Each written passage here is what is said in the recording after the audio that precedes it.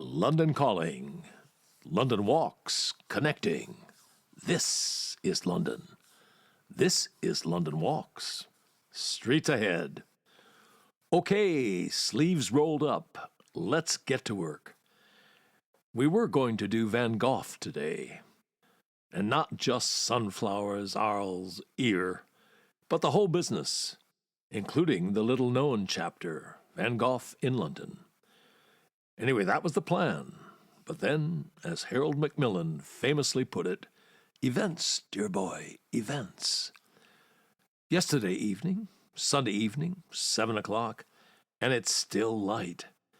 And you find yourself thinking, hang on, wasn't it dark at this hour on Saturday night? Miraculous.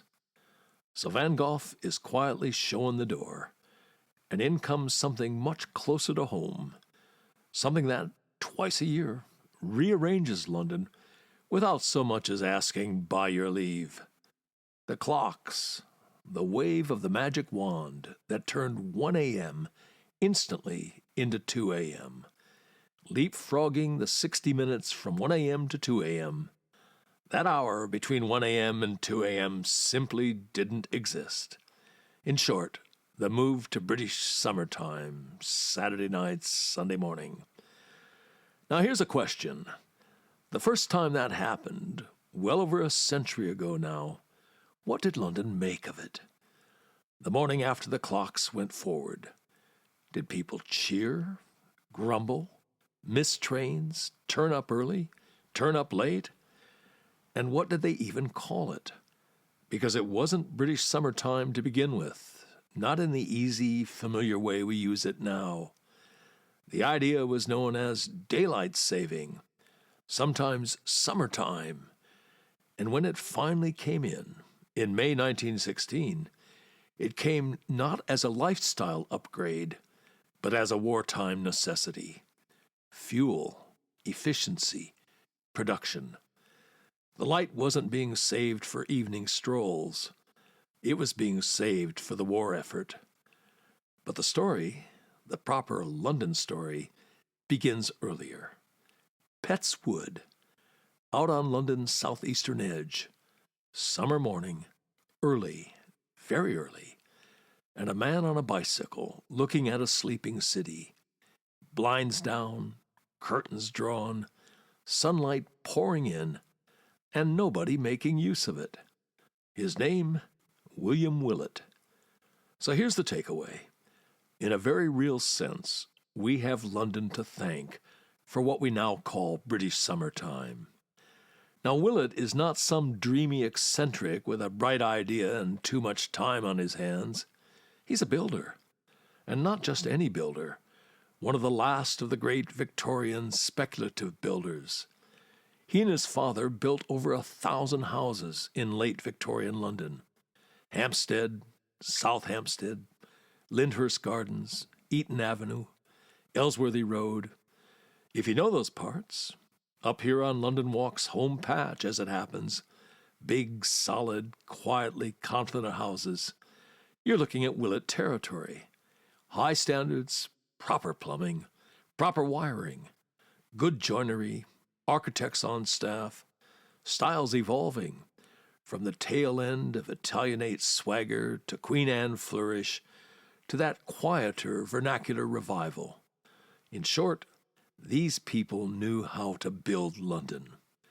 Willett himself, educated at Marylebone Grammar School, in the family firm by about 1880, had a hand in shaping all of that.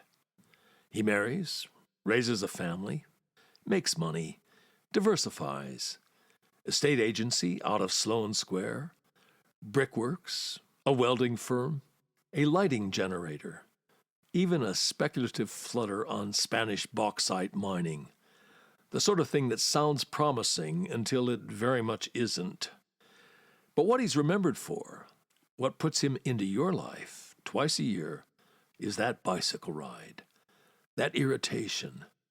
In 1907, he publishes a pamphlet, The Waste of Daylight. And it's exactly that, a complaint, but also a proposal. Move the clocks. let London live better with the light it's given.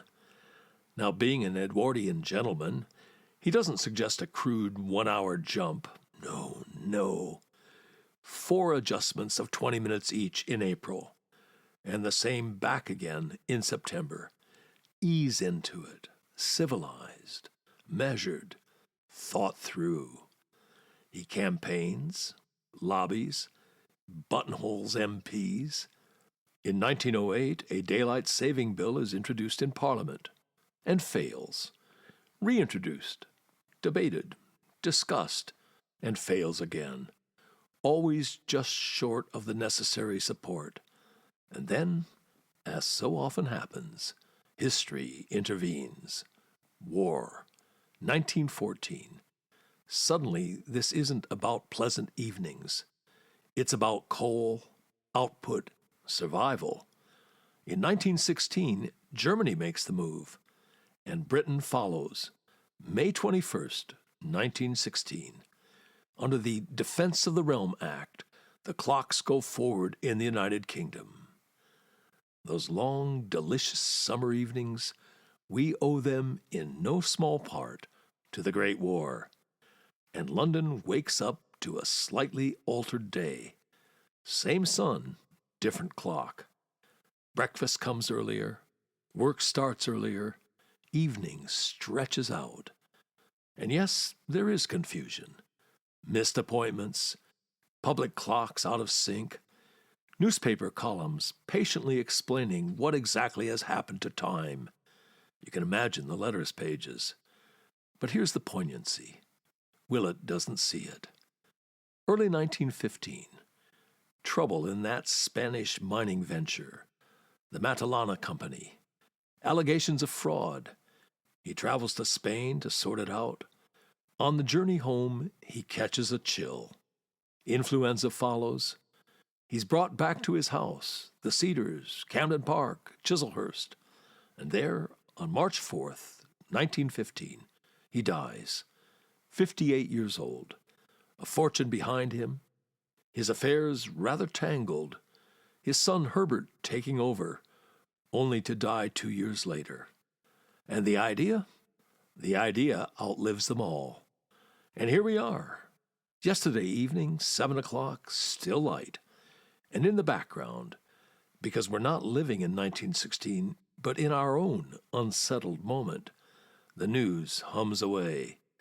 Tensions, uncertainty, that faint sense that the world may be shifting again. And London carries on, holds the light a little longer, refuses, just for an hour or so, to give in to the dark. London sets the pace, and sometimes, just sometimes, one man changes the timing. We'll be back here tomorrow with another London story. Tomorrow we're going to play a literary card. I've got a pair of literary aces, Dickens and Donne. Haven't decided yet which one I'm going to play. The only thing for sure is they're both winners. Watch this space. See you tomorrow. Streets ahead.